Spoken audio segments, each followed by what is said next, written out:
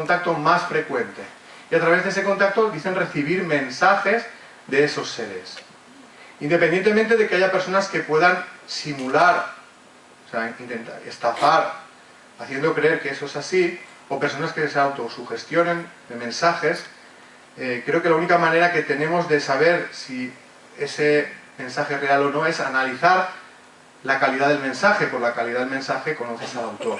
Esto es a lo que se ha dedicado la doctora Julie Beisel, doctora en farmacología que trabaja en la Universidad de Arizona. Intentar comprobar que si la información que llega a través de esas personas, llamémoslas medium si queréis, es real o no. Lo que ha hecho ella es buscar en su universidad a estudiantes que hubieran tenido una muerte de un ser querido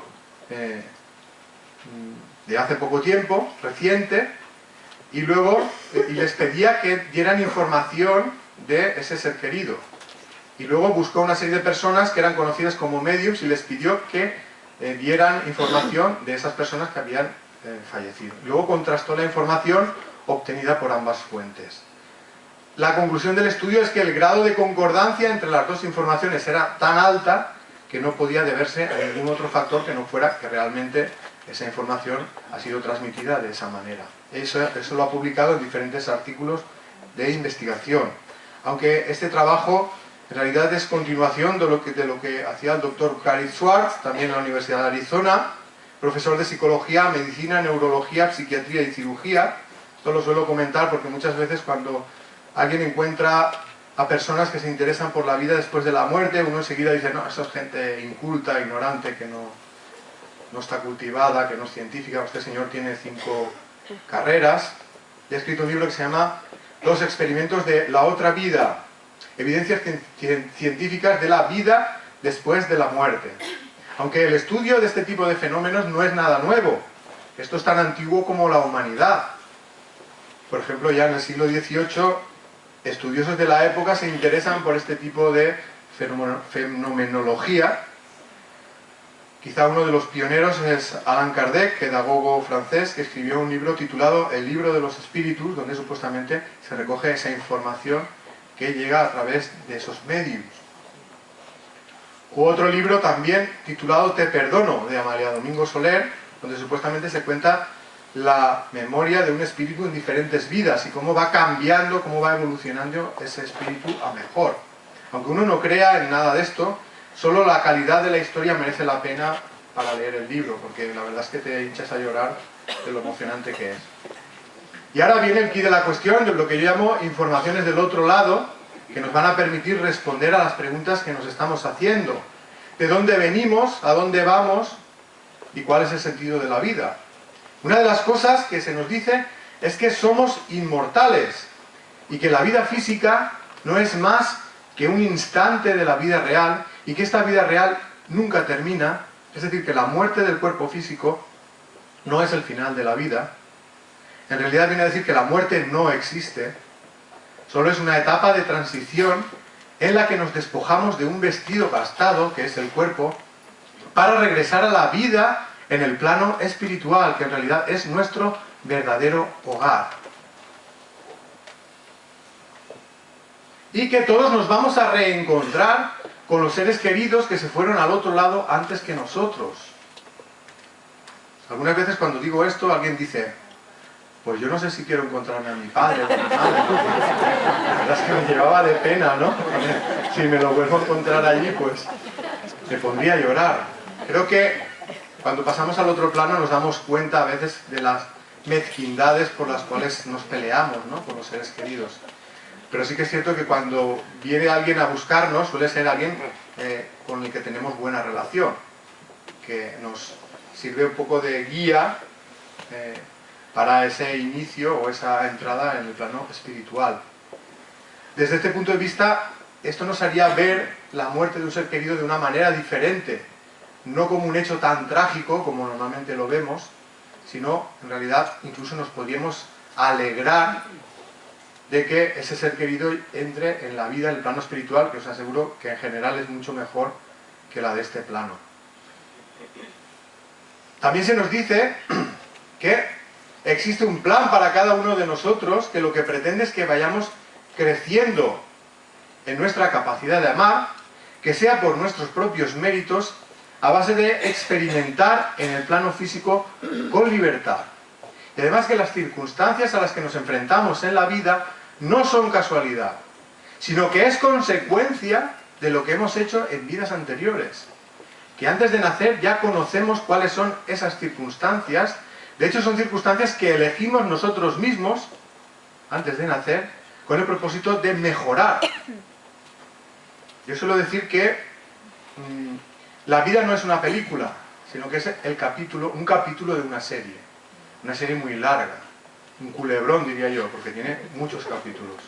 Si empezamos a ver un culebrón en el capítulo 150, seguramente nos costará encontrar sentido al argumento. Necesitaríamos ver los capítulos anteriores, o por lo menos un resumen, como hacen en Águila Roja, ¿no?, cuando empieza el capítulo o la temporada, para ponernos al día en lo que ha pasado. Pues para nosotros entender el argumento de esta vida, sería necesario que pudiéramos recordar el argumento de lo ocurrido en vidas anteriores. Entonces veríamos que encaja perfectamente lo de esta vida con lo de las vidas anteriores. El propósito, como digo, es mejorar cada vez más. Es aprender. ¿Aprender a qué? Aprender a amar. Es fácil decirlo, difícil de conseguirlo. En realidad, en el tiempo que dura una vida física, da tiempo a aprender poca cosa. Y si esa vida es corta, pues todavía menos. Cuando ya se aprende un poco, ya te estás muriendo. Con lo cual, parece que no tenga sentido que ese proceso se interrumpa cuando has aprendido muy poco, ¿no? Te ha dado tiempo a aprender poca cosa. Por eso yo considero que venimos muchas veces. Y que cada una de esas veces que venimos aprendemos un poquito. Y que aquello que aprendemos ya jamás lo olvidamos. Puedes olvidar temporalmente el cómo aprendiste, los hechos que te llevaron a aprender una cosa, pero el aprendizaje en sí mismo no lo olvidas. Es decir, que el aprendizaje del espíritu es muy parecido al del niño en el colegio.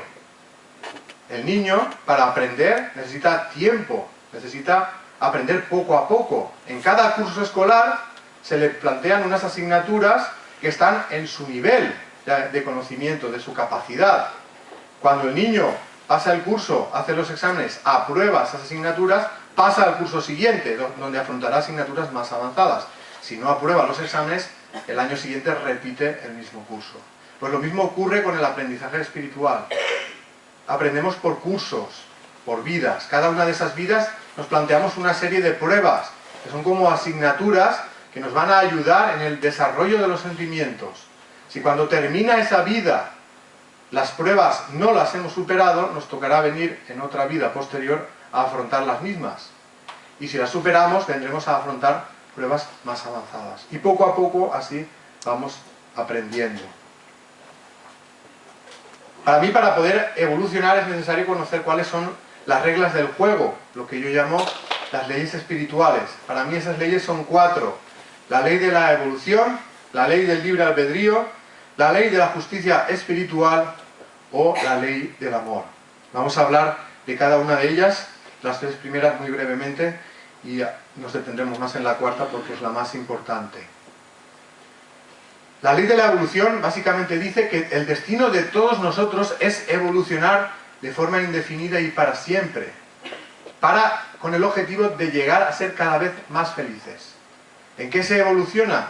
En la capacidad de amar. No puede haber evolución sin el desarrollo de la capacidad de amar, ni sabiduría sin el conocimiento de los sentimientos.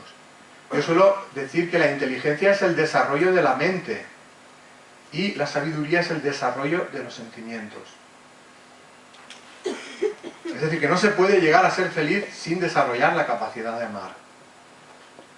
Pero también es necesario que sepamos que la evolución depende de la voluntad y el esfuerzo de nosotros mismos. Es decir, no va a venir un ser superior a tocarnos con una varita y hacernos mejores de lo que somos.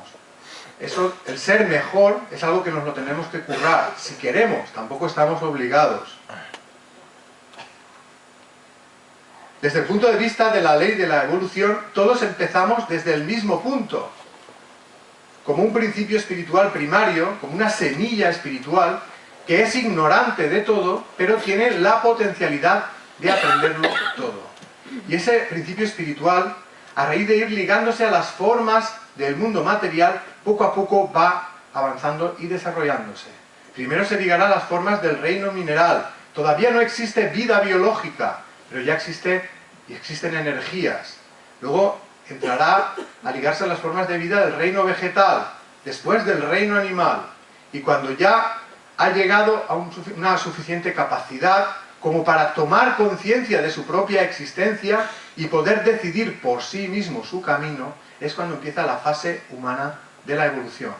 Por encima de la fase humana existen más etapas, no vamos a entrar en ellas, pero el propósito es que poco a poco ese principio espiritual primario se convierta en un espíritu consciente, avanzado y amoroso. Es decir, que las diferencias que existen entre unas personas y otras en cuanto a capacidades, en cuanto a comprensión, en cuanto a inteligencia, en cuanto a capacidad de amar, no se deben a que hayan sido creadas de esa manera. Más bien se debe a la edad espiritual que tiene ese ser cuando encarna y a lo rápido o lento que vaya evolucionando. Por eso no nos debe extrañar que haya niños que a una edad temprana ya manifiesten actitudes de comprensión, de capacidad de amar, de madurez, que nos parecen impropias de esa edad. Y esto es porque, aunque el cuerpo es joven, el espíritu es viejo. Y todo lo que ha aprendido en las anteriores vidas ya empieza a manifestarlo en la vida actual. Por el otro lado, podemos encontrar a personas que tienen 80 y 90 años que todavía manifiestan actitudes propias de inmadurez de la adolescencia. Y esto es debido a que, aunque el cuerpo es viejo, el espíritu es joven. Y todavía no le ha dado tiempo a madurar. Es decir, que desde el punto de vista de la ley de la evolución, la vida no empieza con el nacimiento del cuerpo físico, sino que ese espíritu ya existe antes de nacer y lo que hace es ligarse al recién nacido para vivir una vida en el plano físico que puede ser más o menos larga, incluso a veces se interrumpe en el proceso de gestación, pero todo lo que viva le será útil al espíritu, aunque no llegue a nacer para el plano físico. Porque ya en el periodo de gestación ya se está ligando a lo que ocurre a ese bebé. Si esa persona vive más o menos años, si ese cuerpo se estropea por el motivo que sea, más o menos joven, el espíritu deja el cuerpo y continúa su vida en el plano espiritual, donde una de las cosas que hará será repasar lo que ha hecho en la vida física, para tomar conciencia de los errores y de los aciertos. Seguirá aprendiendo en el plano espiritual, viviendo en ese plano, y cuando sienta la necesidad de ponerse a prueba en aquello que ha aprendido, volverá a encarnar en el plano físico, volverá a ligarse a un nuevo bebé, para dar una vuelta en el ciclo de la vida, que no es un círculo cerrado, sino que es una espiral, porque en cada vuelta que damos vamos aprendiendo un poco. Es decir, que no hace falta ni clonarse, ni congelarse en nitrógeno líquido para que te despierten dentro de 40 años, porque siempre que vengamos tendremos un cuerpo nuevo. No hace falta intentar prolongar uno que ya está cascado y roto. Es decir, que somos inmortales.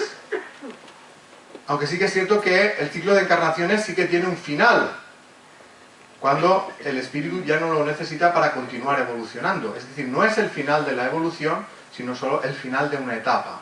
Aunque para todos los que estamos aquí todavía nos queda mucho tiempo para llegar a ese punto. Esto lo digo porque hay personas que dicen, no, esta es mi última vida, yo ya no voy a encarnar más.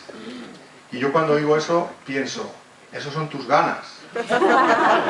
Porque a veces la vida se nos hace muy cuesta arriba, por el sufrimiento, y desearíamos no volver nunca para no sufrir más, pero nos es necesario venir para evolucionar. Por eso no lo veamos como algo dramático, sino como una oportunidad de aprendizaje.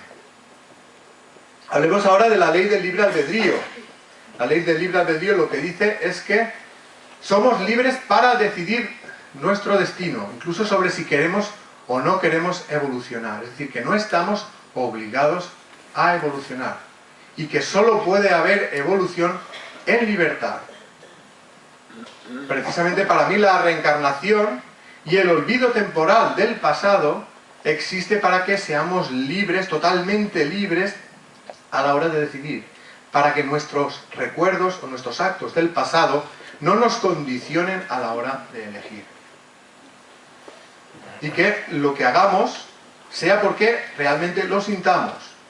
Porque lo hemos elegido por nuestra voluntad, no porque creamos que hay un ser superior que si no hacemos esto o lo otro nos vaya a castigar, que eso es lo que nos ha dicho la religión. Por eso considero que las religiones y las filosofías que no respetan la libertad, el libre albedrío, no se pueden considerar en armonía con el mundo espiritual. Otra de las leyes es la ley de la justicia espiritual, que básicamente lo que dice es que lo que haces a los demás también te lo estás haciendo a ti mismo. Es decir, que en algún momento vas a cosechar lo que has sembrado. Si esa siembra ha sido negativa, en algún momento te vendrá una cosecha negativa. Y si es positiva, te vendrá también la cosecha positiva. Muchas veces, hasta que no experimentamos en nosotros mismos los actos que hemos hecho en los demás, no tomamos realmente conciencia de si eso ha sido un acto que ha generado sufrimiento o ha generado felicidad. Porque cuando lo hacemos a los demás, generalmente nos desentendemos de lo que la otra persona está sintiendo. Pero la ley de la justicia espiritual dice que en realidad eso en algún momento lo vas a vivir en tus carnes. Y entonces decidirás si ha sido algo positivo o negativo. Es decir, que podríamos decir que por la ley del libre albedrío, la siembra es libre, pero por la ley de la justicia espiritual, la cosecha es obligatoria. El avance del espíritu se produce cuando uno toma conciencia de los errores, generalmente son actos contra la ley del amor, actos que han generado sufrimiento en los demás, y empieza a repararlos. No es suficiente con reconocerlos, sino que también hay que repararlo. Muchas veces las vidas posteriores son una reparación del daño que ha hecho uno en las vidas anteriores. También se puede avanzar cuando uno se armoniza con la ley del amor y empieza a actuar en sintonía con ella por decisión libre. Es decir, no todo es un pagar deudas. Llega un momento en que dejas de pagar la deuda. Aunque en este mundo las hipotecas sabéis que nunca se acaban, pero imaginaros si los bancos creyeran en la reencarnación. Nos perseguirían de vida en vida. Y desde el nacimiento dirán, tú me debes 35.000 euros. Bueno, no, 3 millones, porque los intereses acumulados... Sí, sí. Bueno, por lo menos con los familiares sí que intentan que paguen la deuda, ¿no? Los hijos. Desde el punto de vista de la ley de la justicia espiritual, podemos llegar a entender situaciones que antes nos parecían incomprensibles. Por ejemplo, la situación de un niño que nace en la extrema miseria. Antes decíamos, o podíamos pensar, qué injusto es eso, ¿no? Que un niño nazca ahí. Imaginaros que ese niño en otra vida, pues es un espíritu que en otra vida encarnó una situación materialmente más favorable. Fue una persona poderosa, muy rica. Y que cuando tuvo ese poder y esa riqueza, en vez de ayudar a los que tenían menos, contribuyó a generar más pobreza y más miseria en los demás. Cuando acabó esa vida, hizo un repaso de su vida, empezó a ver lo que había causado en los demás y decidió que en la próxima vida iba a encarnar en la misma condición que él hizo pasar a los demás. Porque ese es el primer paso para tomar conciencia del sufrimiento. En esa vida aprenderá que esa circunstancia no es grata para nadie y que nadie debe vivir esa condición. Seguramente en una próxima vida puede encarnar en una situación materialmente más favorable y ya no actuará perjudicando a los demás, porque habrá vivido la misma experiencia que los demás. Se empatizará con los demás. Esto no es un intento de justificar la injusticia, ni las desigualdades sociales, ni las desigualdades materiales, ni nada de eso, sino de saber de dónde vienen. Vienen del egoísmo del ser humano. Y hasta que el egoísmo del ser humano no vaya a menos, iremos viviendo las circunstancias alternativamente, la de opresor y oprimido, hasta que nos demos cuenta que no es justo ni ser opresor ni ser oprimido. Otra circunstancia que se puede encontrar uno, imaginaros un niño obligado al trabajo infantil desde pequeño. Imaginaros que ese espíritu que encarna en esa circunstancia fue en otra vida un traficante de esclavos, que privó de la libertad a otras personas.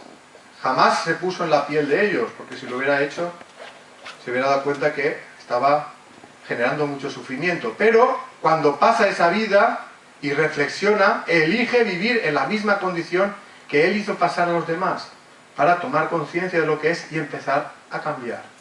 Como digo, no es un intento de justificar la injusticia, sino de saber de dónde viene, que viene del egoísmo del ser humano. ¿Os acordáis antes que había el doctor Juan José López, que hablaba de terapias regresivas? Me contó el caso de un compañero suyo. Este compañero médico era negro, bueno, es negro, pero negro, o sea, café. Y resulta que había un paciente en ese hospital que también era negro. Y cuando hicieron el cambio de turnos, pues se cuentan las historias de los pacientes para que los médicos sepan un poco cuál es la situación. Entonces, resulta que el médico, que era negro, va a ver al paciente negro y le dice al compañero: es que tú me tenías que haber avisado de que era negro. Y dice: pero ¿y eso qué tiene que ver? O sea, que el color es importante. Y resulta que, haciendo una regresión, descubrieron que este médico había sido del Ku Klux Klan en la vida anterior. Y todavía le quedaba el sentimiento racista.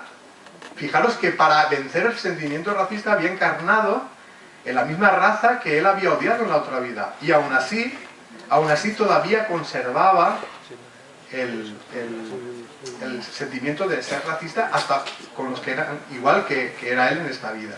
Quiero decir que vosotros odiáis a alguien, a alguna situación, pues en la próxima vida compartiréis esa situación, porque es la manera en que uno aprende, porque el odio es algo muy negativo desde el punto de vista espiritual. Por eso es algo que se ha de superar para poder evolucionar.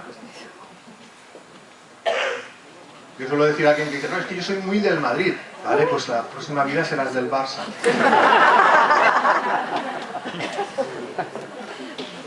Y finalmente vamos a hablar de la ley del amor, la más importante, porque para mí todo se armoniza alrededor de la ley del amor. Y la ley del amor en su grado máximo puede definirse como la capacidad de sentir a los demás como a uno mismo. Cuando una persona siente a los demás como a sí mismo, ya deja de querer hacerles daño, todo lo contrario. Le gustaría que los demás fueran felices tal y como le gustaría serlo a uno mismo. Sin embargo, sabemos que esto no es lo normal. Lo normal es que estamos muy pendientes de lo nuestro y poco o nada pendientes de los sentimientos y sufrimientos de los demás. Y a consecuencia de eso nos hacemos daño los unos a los otros. Por eso podemos decir que la causa del sufrimiento en el mundo es la suma del egoísmo de las personas que formamos parte de esta humanidad. Cada uno contribuyendo su granito de arena. Uno un granito de arena, uno una piedra. Pero todos formamos parte de esta humanidad y nuestro egoísmo contribuye al sufrimiento de otras personas, incluso al nuestro propio. Por eso, para poder evolucionar, es tan importante desarrollar la capacidad de amar como eliminar el egoísmo. ¿Qué se experimenta con el amor? En realidad es muy difícil definir eso. Es algo que se tiene que sentir. Es como intentar explicarle a un ciego de nacimiento qué es el color rojo. Tú le podrías decir: pues un tomate es rojo, hay una luz del semáforo que es roja, pero no podrás transmitirle lo que es el color rojo, lo tendría que ver. Pues con el sentimiento de amor ocurre lo mismo. Es muy difícil explicar qué se siente, pero sí que es cierto que puedes explicar o describir qué hace una persona cuando siente amor. La persona que siente el amor verdadero se siente invadido de una vibración, una fuerza y una sensibilidad extraordinarias, hasta el punto de que ya no necesita nada más para ser feliz. Pero no es nada fácil conseguir ese estado creo que para poder desarrollar la capacidad de amar es importante desarrollar los sentimientos, empezando por uno mismo, es decir, amándose a uno mismo. Creo que la persona que no se ama a sí misma no puede querer a los demás. Las personas que tienen la autoestima baja no tienen ni ganas de levantarse por la mañana. Por lo tanto, es muy difícil que puedan hacer algo por otras personas. Pero ahora hablaremos de lo que es el amor a uno mismo, porque a veces lo confundimos con la satisfacción del egoísmo. Y también es necesario que nos vayamos liberando progresivamente del egoísmo en sus formas de manifestación. Hablaremos que en el proceso de evolución hay diferentes niveles de egoísmo y que todos pasamos por todos los niveles. Describiremos un par de estas etapas. Y que en cada uno de esos niveles el egoísmo se manifiesta de una manera o de otra. Describiremos algunas de esas formas de manifestación del egoísmo, lo que en los libros llamamos egosentimientos. Antes de llegar a esa parte, vamos a hablar un poquito de lo que para mí es amarse a uno mismo. Es el primer paso que hay que dar. Pero también es importante distinguir lo que es el amarse a uno mismo de lo que es satisfacer el propio egoísmo, que a veces lo confundimos. Una persona puede decir, no, si yo me quiero un montón. Mira, me apetecía comprarme un coche último modelo, me ha costado 100.000 euros, me ha arruinado a la familia, pero ahí está, tengo lo que quería, me quiero un montón. Esto no es lo que yo entiendo por quererse a uno mismo, esto más bien satisfacer un capricho material. Cuando hablo de amarnos a nosotros mismos, para mí esto significa reconocer cuáles son nuestras necesidades afectivas, reconocer cuáles son nuestros sentimientos y pasar a desarrollarlos para que sean el motor de nuestra vida. Y para poder hacer eso es necesario que nos conozcamos interiormente. Conocernos implica saber distinguir lo que sentimos de lo que pensamos, porque dentro de lo que pensamos está la influencia de la educación que hemos recibido. Si es una educación represiva con los sentimientos, actuaremos por lo que pensamos en contra de lo que sentimos. Y eso nos hará sufrir. Imaginaros el caso de una mujer que está casada o tuvo una relación de pareja de hace unos años y se ha dado cuenta de que no es feliz porque no está enamorada de su marido, de su pareja. Si hiciera realmente lo que siente, reconocería que no está enamorada y el siguiente paso sería decirle a la pareja, oye, vamos a dejarlo porque ni yo soy feliz ni te puedo hacer feliz a ti. Pero imaginemos que esa mujer ha sido educada en la educación tradicional que le decía que el matrimonio es para toda la vida y que romper el matrimonio es un pecado, aunque eso no es lo que más nos importa, pero sí el qué dirán, más en los pueblos. ¿Qué van a pensar de nosotros, los vecinos, las vecinas, la familia? ¿Cómo va a reaccionar la pareja? ¿Lo va a encajar? ¿Se va a enfadar? ¿Se va a deprimir? ¿Qué va a pasar con los hijos, en el caso de que haya hijos? ¿Qué va a pasar con la hipoteca? Menudo marrón ya, si entre los dos no la podíamos pagar. Ahora había una estadística por ahí que decían que ahora se divorciaba menos gente, pero no porque estuvieran más enamorados, sino porque como la hipoteca era impagable, pues tenían que seguir juntos para pagar la hipoteca. Con lo cual ya no era una pareja, eran una asociación de inquilinos pagadores de la casa. Y eso es triste, ¿no?, que ocurra. Pues imaginaros que esa mujer, por todas esas razones, por alguna de ellas o alguna combinación de ellas, decide continuar la relación de pareja. O sea, una mujer que actúa por lo que piensa en contra de lo que siente. Una mujer que no se quiere a sí misma y que sufre como consecuencia de ellos. Por eso yo siempre animo a cada persona a que indague si es feliz, o se pregunte si es feliz o no es feliz en la vida, y cuando se responde a esa pregunta y, por ejemplo, diga no soy feliz, que indague en los motivos por los cuales no es feliz. Cuando descubra cuáles son, tiene que tomar decisiones. Primero aclararse en lo que siente de verdad. Cuando ya tenga claro esto, tomar las decisiones o obrar en consecuencia. Este caso no lo he puesto al azar, sino que es un caso bastante común, que es el motivo de sufrimiento de muchas personas. Yo diría que el 80% del sufrimiento más fuerte de la vida tiene que ver con la relación de pareja, y muchas veces con que la relación de pareja no es una relación de amor, sino eso, por otra cosa. Eso lo hablaremos más en la